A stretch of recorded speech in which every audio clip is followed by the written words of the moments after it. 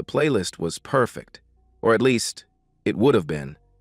I sat hunched over my laptop in our Denver apartment, methodically arranging songs that told the story of Samantha and me. At Last by Etta James for our first dance. Can't Help Myself by the Four Tops because she'd hummed it while making breakfast the morning after we moved in together. September by Earth, Wind and Fire because we danced to it, drunk and laughing, at her cousin's wedding where I first knew I wanted to marry her. Thursday evening, 3 days before our wedding. The caterer was confirmed, the flowers ordered, my groomsmen's ties pressed and hanging in the spare bedroom. Everything was falling into place with the precision I'd applied to software development for the past 8 years. Variables defined, functions tested, expected outcomes calculated. The Facebook Messenger notification chimed like a death knell. I almost ignored it. Almost. But Samantha's profile picture, that radiant smile from our engagement photos, caught my eye in the corner of my screen. She'd used my laptop earlier that week to order last-minute bridesmaid accessories, must have forgotten to log out. The notification showed she'd been added to a group chat called Bachelorette Aftermath. Curiosity.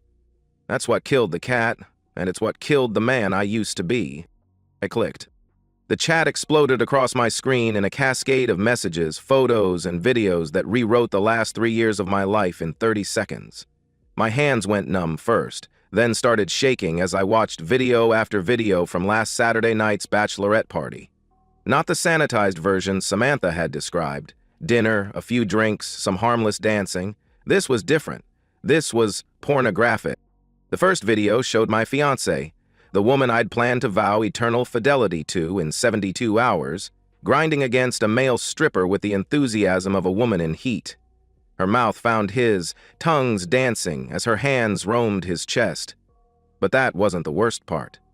The worst part was her face, pure, uninhibited joy, the same expression she'd worn when I proposed.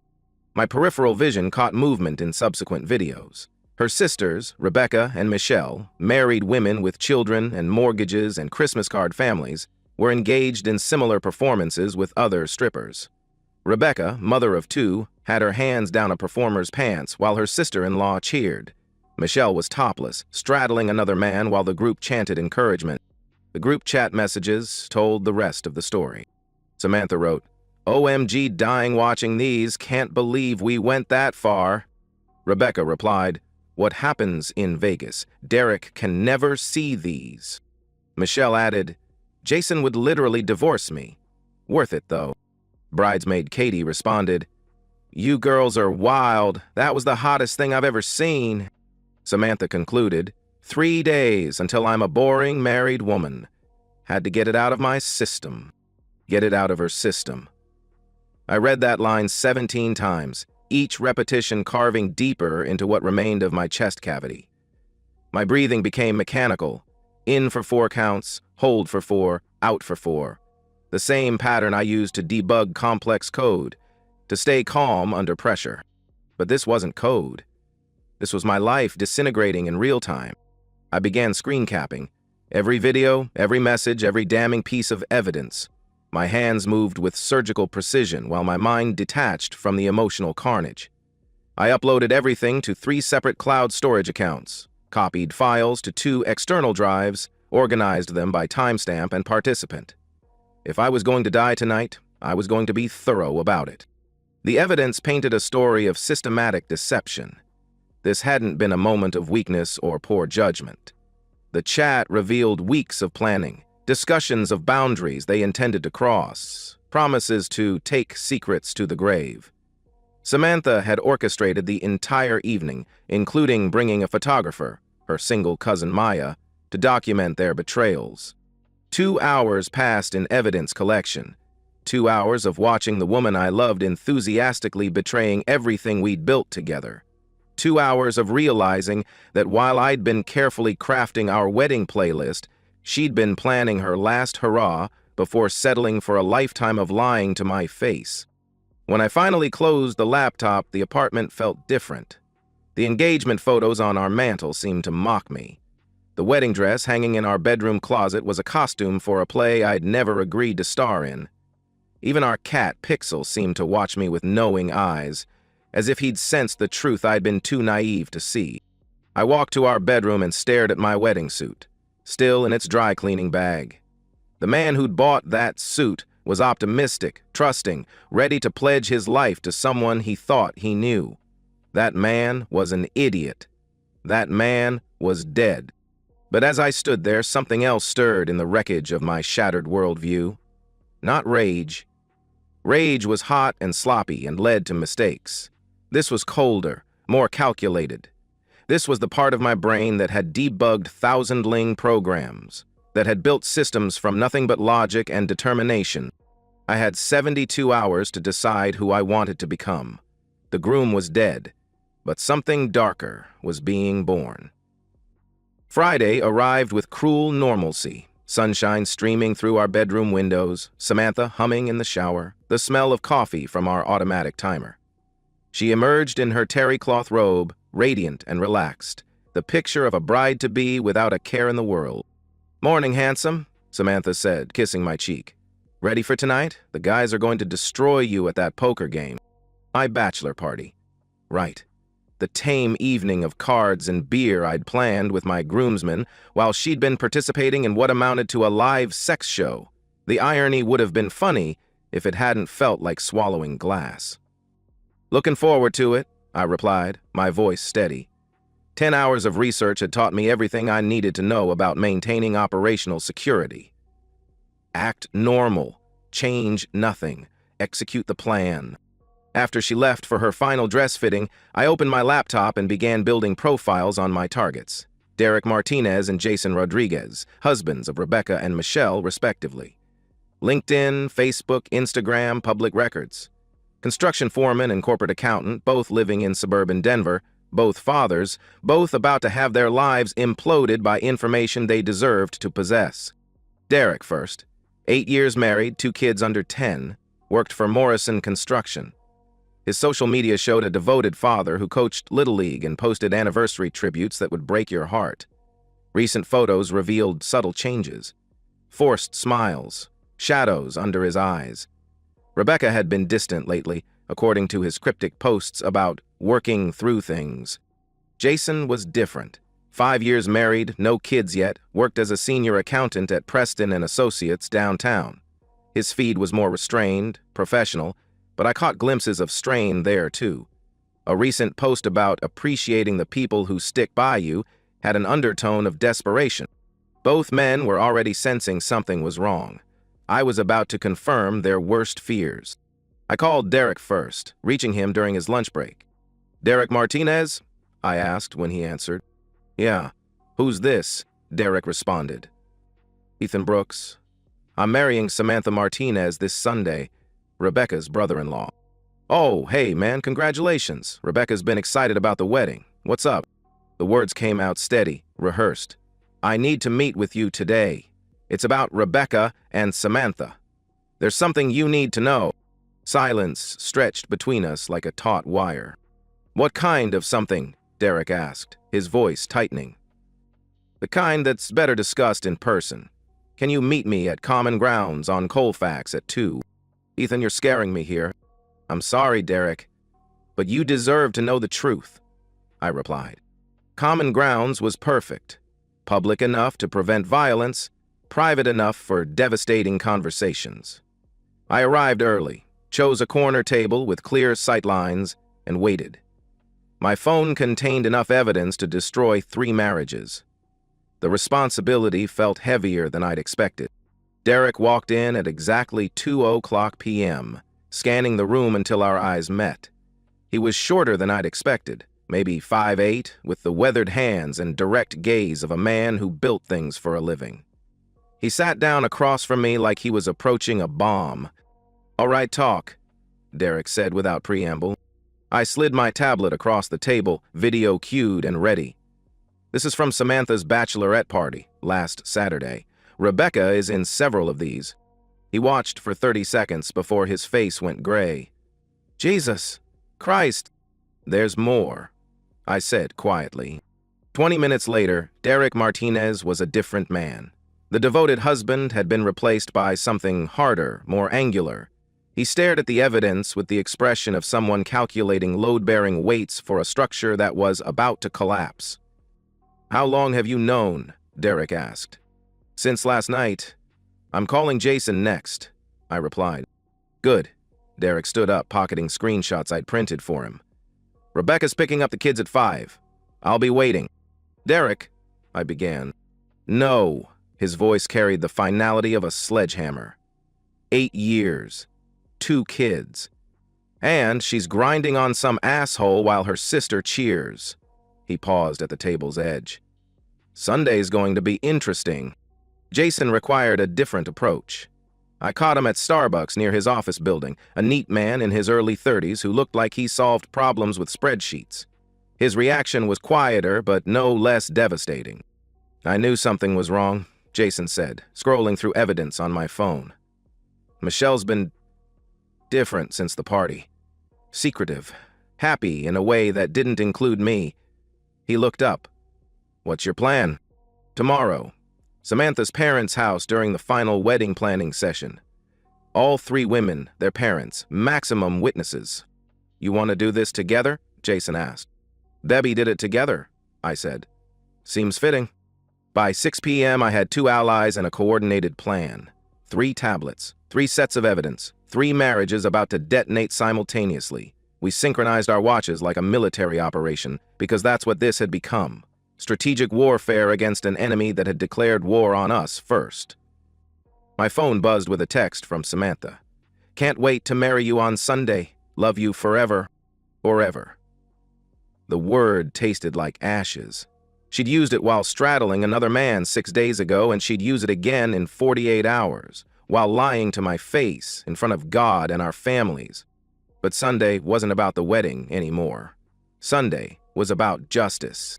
The Martinez family home buzzed with pre-wedding energy when I arrived Saturday afternoon. Samantha's mother, Elena, was arranging centerpieces in the dining room while her father, Carlos, reviewed seating charts at the kitchen table. The 3 sisters clustered around the breakfast bar, champagne glasses in hand, laughing over last-minute details with the easy intimacy of shared secrets. "There's our groom," Rebecca called out, her voice bright with artificial cheer. She looked exactly like someone who'd spent the week waiting for her husband to find certain videos. Dark circles under carefully applied concealer, wine at 2 p.m., that desperate brightness of someone trying too hard to act normal. Michelle raised her glass. "To Ethan, welcome to the family." Samantha glowed beside them, radiant in a sundress that made her look like the perfect bride-to-be. She kissed me when I approached, tasting like champagne and lies. "How are you feeling? Nervous?" "Ready for tomorrow," I said, which was true enough. The doorbell rang at 2:17 p.m. Derek's arrival pulled the first thread from their carefully constructed tapestry of deception. He looked like a man who'd slept 3 hours in the past week, which probably wasn't far from the truth. "Derek," Elena called from the kitchen. "Perfect timing. We need a man's opinion on the table arrangements." "Actually," Derek replied, positioning himself near the living room entrance, "I think I'll wait for Jason." Rebecca's smile faltered. "Jason? Why is Jason coming?" Before Derek could answer, the doorbell rang again. Jason entered with the measured precision of someone who'd spent the morning reviewing legal documents. He nodded to me, took his position near the back patio door, and checked his watch. The temperature in the room dropped 10 degrees. "Boys, what's this about?" Carlos asked, setting down his seating chart. I moved to the center of the room, ensuring everyone had a clear view. 3 women, 2 parents, 2 brothers-in-law, all witnesses to what came next. My hands were steady as I pulled out my tablet. "Before the wedding tomorrow, there's something everyone needs to see." "Ethan," Samantha said, her voice carrying a warning note. "What are you doing?" "I'm showing everyone what you did at your bachelorette party." The silence that followed was profound. Rebecca went white.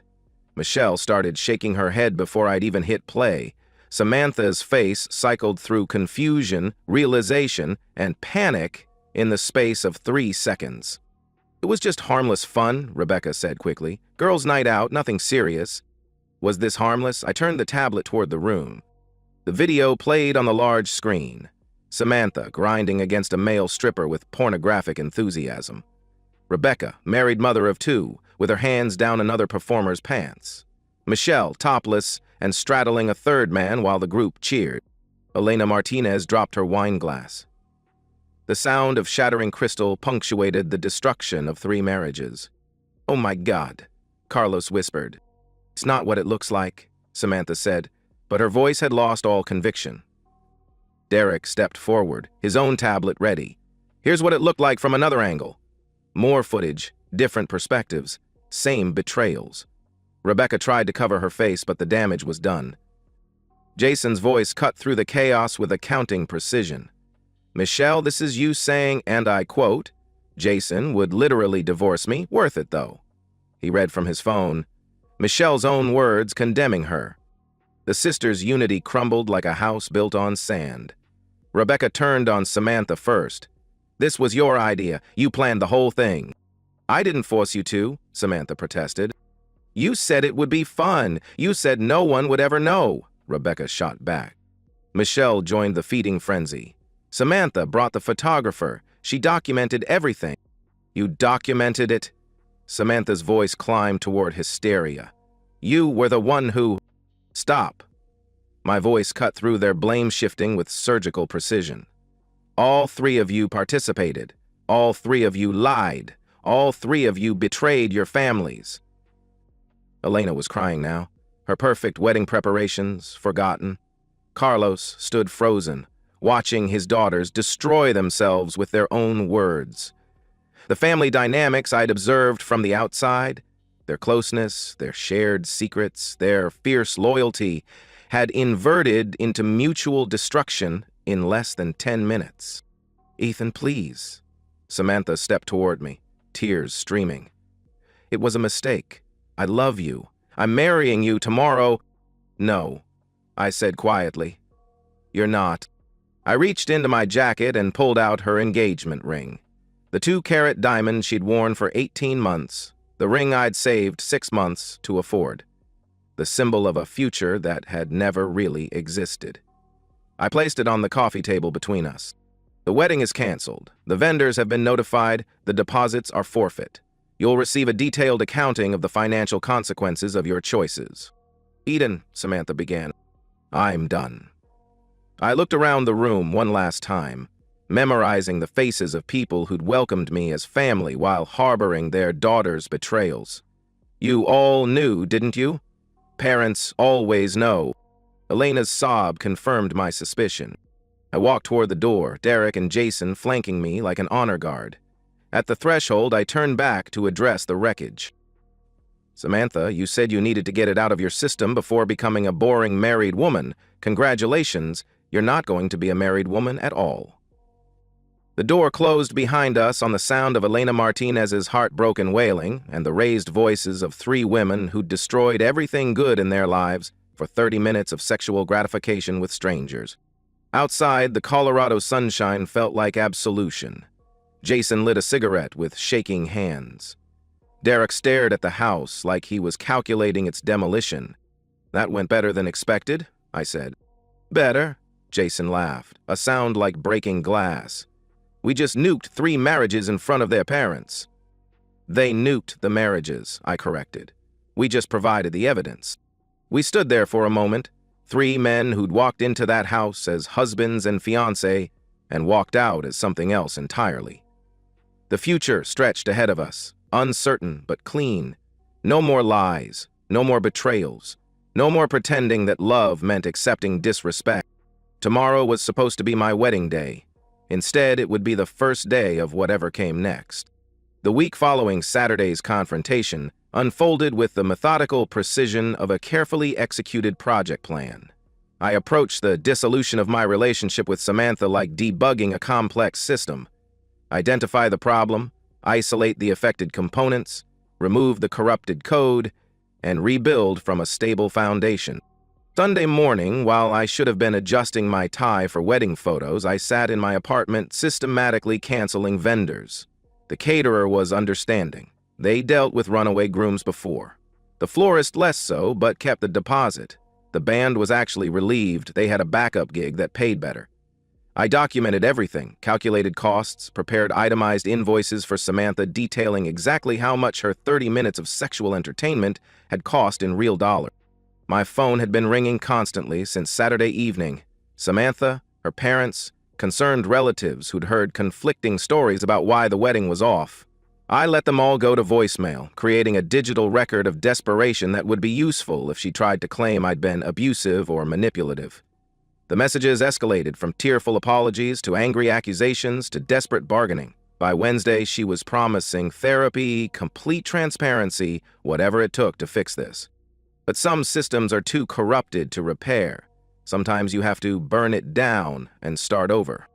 Derek's situation was more complex due to custody considerations. He'd retained a divorce attorney who specialized in infidelity cases, someone who understood that documented evidence of sexual impropriety could influence child custody arrangements. Rebecca had moved back in with her parents, taking the kids, claiming Derek had become emotionally abusive since discovering her betrayal. The irony wasn't lost on any of us. "She's telling people I'm controlling and paranoid," Derek told me over coffee Thursday morning. "Says I went through her phone without permission." "Did you?" I asked. "I didn't need to. You handed me everything on a silver platter." He stared into his cup. 8 years, man. 2 kids who don't understand why daddy's so angry all the time. Jason's situation had evolved differently. Michelle had initially tried the aggressive defense strategy, claiming the videos were manipulated, that I was a jealous ex trying to break up happy marriages. But when confronted with evidence that couldn't be disputed, she'd shifted tactics entirely. "She admitted everything," Jason said when we met for lunch. "Said she'd been planning to leave me anyway, that the bachelorette party was her way of testing the waters. Apparently, I'm emotionally unavailable, and she needs someone more adventurous." "How do you feel about that?" I asked. Relieved, honestly. He looked surprised by his own answer. "Turns out I've been married to a stranger for 5 years. The woman I thought I knew never existed." The 3 of us had formed an unlikely support group, meeting twice a week to compare notes on our legal proceedings and psychological recovery. We shared resources, the same divorce attorney, the same therapist, the same gym where we worked out our rage on heavy bags instead of taking it out on our ex-wives. Samantha's attempts at reconciliation became increasingly desperate as the week progressed. She showed up at my apartment Wednesday night, standing in the hallway in pajamas and a coat, crying about how sorry she was, how it had meant nothing, how she'd do anything to fix this. "It's not fixable," I told her through the security chain. "Some things can't be undone." "About I love you," Samantha protested. "You love the life we built together. You loved the security, the future we planned, the version of yourself that got to be the good girl while secretly being someone else." I studied her face through the gap in the door. "What you don't love is me. If you loved me, you wouldn't have been able to do what you did." Thursday brought news that Michelle had already moved in with a coworker from her accounting firm, a man she'd apparently been getting close to for months before the bachelorette party. Her marriage hadn't been killed by one night of sexual impropriety. It had been dying slowly while she planned her exit strategy. The party had just been her way of having cake and eating it too. Rebecca's story was different but equally devastating. Derek's attorney had discovered she'd been carrying on an emotional affair with her personal trainer for 6 months. The bachelorette party had been her chance to escalate from emotional cheating to physical betrayal, using her sister's bad decisions as cover for her own. Friday evening, I sat in my apartment, staring at the wall where our engagement photos used to hang. The lease was up next month, and I'd already started looking for a new place. Somewhere clean, modern, with no memories of the life I'd planned with Samantha. The apartment we'd shared felt contaminated now, every corner holding reminders of promises that had been lies. My phone buzzed with a text from an unknown number, one of Samantha's friends, probably, trying to intercede on her behalf. The message was longer than expected. Maya wrote, "Ethan, this is Maya, Samantha's cousin. I was at the bachelorette party. I want you to know that I tried to stop them, but they said it was just harmless fun. I'm sorry I didn't speak up sooner. What they did wasn't right. You deserve better." Attached was a photo I hadn't seen before. The three women the morning after the party, laughing over breakfast while reviewing photos from the night before. Not an ounce of regret or guilt among them. Just three married women celebrating their successful deception of the men who loved them. I forwarded the photo to Derek and Jason, then deleted the conversation. Some evidence was worth preserving, some was just salt in wounds that were finally starting to heal. The week ended with me deleting Samantha's contact information from my phone, blocking her on all social media platforms, and signing a lease on a new apartment across town. The systematic unraveling was complete. Every connection severed, every shared asset divided, every promise voided. I'd entered the week as a betrayed fiancé consumed with righteous anger. I was ending it as something else entirely. A man who'd learned that sometimes the best revenge isn't destruction, but reconstruction. Building something better from the ashes of what came before. My new apartment had become a sanctuary of controlled minimalism. Clean lines, modern furniture, no photographs of the past. The morning sun streamed through floor-to-ceiling windows, illuminating a space that belonged entirely to me. No compromises, no shared decisions, no accommodating someone else's taste in throw pillows. The laptop, where I'd first discovered Samantha's betrayal, now served exclusively creative purposes. I'd been promoted to senior developer at my firm and was 3 months into a startup project with a former colleague. The app we were building, a platform for verified testimonials and reputation management, felt appropriately ironic. We were creating systems to help people identify trustworthy individuals and businesses. Professional paranoia monetized. The monthly dinner with Derek and Jason had become a ritual of accountability and friendship. We met at different restaurants, comparing notes on our rebuilt lives like generals reviewing successful campaigns. Derek had won primary custody of his children after Rebecca's emotional affair became public record. His construction business was thriving. Apparently, going through a divorce had made him more focused and driven than ever. Kids are adjusting better than expected, Derek had reported last week. Turns out they were picking up on the tension long before I confronted Rebecca. Now that everything's out in the open, they seem relieved. Jason had surprised us all by documenting his post-divorce journey on social media. His Instagram feed showed him hiking through European cities, learning photography, trying foods he'd never experienced during his marriage. The captions were thoughtful, sometimes philosophical. He'd gained thousands of followers who found inspiration in his story of reinvention. Michelle reached out last month, Jason had told us, wanted to clear the air and find closure. I told her I'd already found both those things, and they didn't require her participation. Through social media glimpses and inevitable small-town gossip, I'd learned the fates of the three women who'd shattered their own lives for 30 minutes of sexual gratification. Samantha had moved back in with her parents, battling depression and struggling to rebuild her social reputation. The canceled wedding had become neighborhood legend, with details growing more dramatic in each retelling. Rebecca had lost not just her marriage, but her relationship with her children, who'd chosen to live with their father full-time rather than endure the custody battle. Her attempts to paint Derek as controlling had backfired when her own betrayals became public. The woman who'd prided herself on being the perfect mother had become a cautionary tale about choices and consequences. Michelle had relocated to Phoenix with her co-worker-turned-boyfriend, but their relationship had already imploded, according to mutual friends. Apparently, men who were willing to sleep with married women weren't always the most trustworthy partners themselves. She'd posted a few cryptic messages about learning from mistakes and growing as a person, but they felt performative rather than genuine. The evening ritual had become sacred to me. I'd pour a glass of wine, sit in my reading chair, and review the day's accomplishments. The startup was gaining traction. My relationship with my family had deepened after they'd witnessed my handling of the crisis.